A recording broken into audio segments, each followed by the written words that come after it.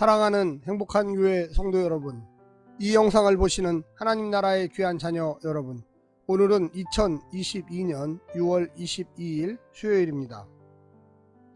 오늘 본문에서는 블레셋은 아벡에 모였는데 다윗과 그의 부하들이 아기스와 함께 블레셋 진영에 들어갑니다.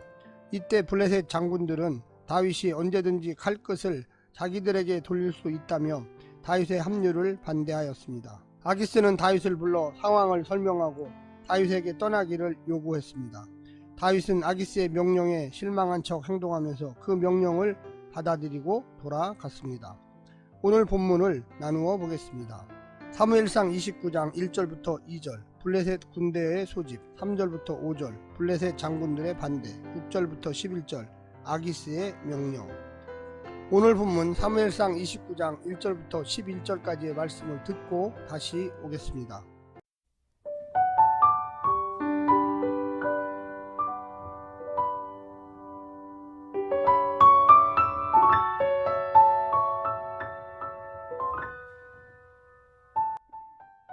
사무엘상 29장. 블레셋 사람들은 그들의 모든 군대를 아벡에 모았고 이스라엘 사람들은 이스라엘에 있는 셈 곁에 진쳤더라. 블레셋 사람들의 수령들은 수백 명씩 수천 명씩 인솔하여 나아가고 다윗과 그의 사람들은 아기스와 함께 그 뒤에서 나아가더니 블레셋 사람들의 방백들이 이르되 이 히브리 사람들이 무엇을 하려느냐 하니 아기스가 블레셋 사람들의 방백들에게 이르되 이는 이스라엘 왕 사울의 신하 다윗이 아니냐. 그가 나와 함께 있은지 여러 날 여러 해로 돼 그가 망명하여 온 날부터 오늘까지 내가 그의 허물을 보지 못하였노라. 블레셋 사람의 방백들이 그에게 노한지라. 블레셋 방백들이 그에게 이르되 이 사람을 돌려보내어 왕이 그에게 정하신 그 처소에 가게 하소서. 그는 우리와 함께 싸움에 내려가지 못하리니 그가 전장에서 우리의 대적이 될까 하나이다. 그가 무엇으로 그 주와 다시 화합하리이까? 이 사람들의 머리로 하지 아니하겠나이까? 그들이 춤추며 노래하여 이르되 사울이 죽인 자는 천천히요 다윗은 만만히로다 하던 그 다윗이 아니니이까 하니 아기스가 다윗을 불러 그에게 이르되 여호와께서 살아계심을 두고 맹세하노니 내가 정직하여 내게 온 날부터 오늘까지 내게 악이 있음을 보지 못하였으니 나와 함께 진중에 출입하는 것이 내 생각에는 좋으나 수령들이 너를 좋아하지 아니하니 그러므로 이제 너는 평안히 돌아가서 블레셋 사람들의 수령들에게 거슬러 보이게 하지 말라 하니라.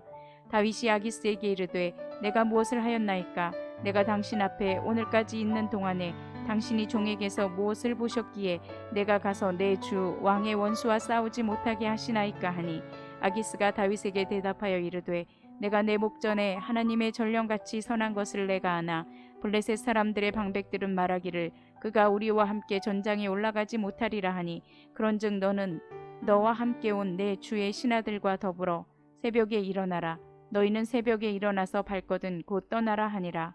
이에 다윗이 자기 사람들과 더불어 아침에 일찍이 일어나서 떠나 블레셋 사람들의 땅으로 돌아가고 블레셋 사람들은 이스라엘로 올라가니라.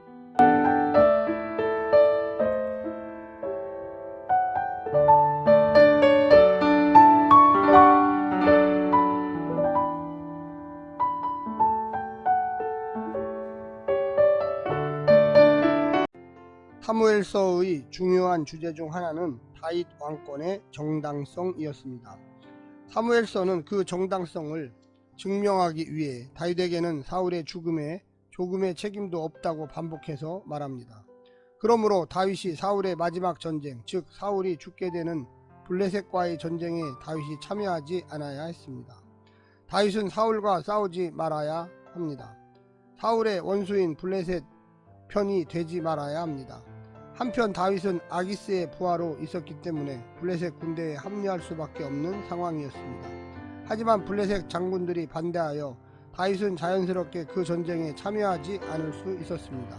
오늘 본문을 세 부분으로 나누어 자세히 설명드리겠습니다. 첫 번째, 블레셋 왕 아기스의 인정을 받는 다윗. 1년 4개월 동안 블레셋 땅에서 살면서 다윗은 이스라엘의 남방 대적들을 쳤을 뿐만 아니라 그의 후견인인 아기스에게도 세 차례나 허물이 없고 악이 없고 선하다는 평가를 받습니다. 다윗은 하나님의 법을 따라서 살았을 뿐인데 아기스는 그가 자신을 위해 충성했다고 해석한 것입니다. 하지만 원수의 입을 빌려 하나님께서 다윗을 칭찬하고 계신 것은 아닐까 생각이 됩니다. 뱀처럼 지혜롭고 비둘기처럼 순결하여 하나님과 세상 앞에 모두 인정받는 삶을 살 수 있기를 바랍니다. 두 번째는 블레셋 방백들의 의심을 사는 다윗. 블레셋 방백들이 다윗을 어찌 잊을 수 있고 어찌 용납할 수 있겠습니까? 사울보다 다윗이 위대하다는 노래를 블레셋 사람들마저 알 정도로 다윗은 블레셋에게는 난공불락의 성과 같았습니다. 그런 그가 자기 신과 왕을 버리고 블레셋에게 충성하겠다는 말을 그들은 믿을 수가 없었습니다. 바른 생각입니다. 다윗 스스로 이 전쟁에 참여하지 않겠다고 할 수 없었는데 그들이 알아서 이스라엘과의 싸움에서 다윗을 배제해 주니 이 얼마나 고마운 일입니까? 앞서도 사울이 다윗을 위협할 때 블레셋의 침략으로 둘 사이의 충돌이 무산된 적이 있었습니다. 결국 하나님께서 블레셋을 통해 다윗이 요나단과 맺은 언약과 사울과 맺은 언약을 배신하지 않도록 지켜주신 것입니다. 어쩔 수 없다고 말하기 전에 우리도 하나님을 원없이 믿어봅시다. 마지막 세 번째는 맘에 없는 소리로 위기에서 벗어나는 다윗. 다윗은 전에 아기스 앞에서 미치광이처럼 행동하여 위기를 벗어난 적이 있었습니다. 이번에는 전쟁에 나가지 못한 것에 크게 실망한 듯 연기하여 위기에서 벗어납니다. 이 속임수는 나압과 에훗과 야셀과 삼손과의 속임수처럼 하나님의 주권을 신뢰하는 지도자들이 하나님의 백성을 구원하는 통쾌한 속임수였습니다.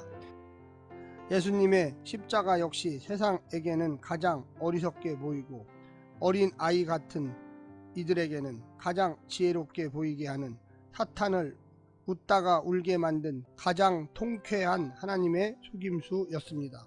사랑하는 성도 여러분, 하나님께서는 당신을 믿고 신뢰하는 자들을 분명하게 보호해 주십니다. 말씀 안에서 늘 순종하고 하나님의 나라를 소망하는 성도들이 되시기를 간절히 부탁드립니다. 오늘 하루도 승리하십시오. 샬롬.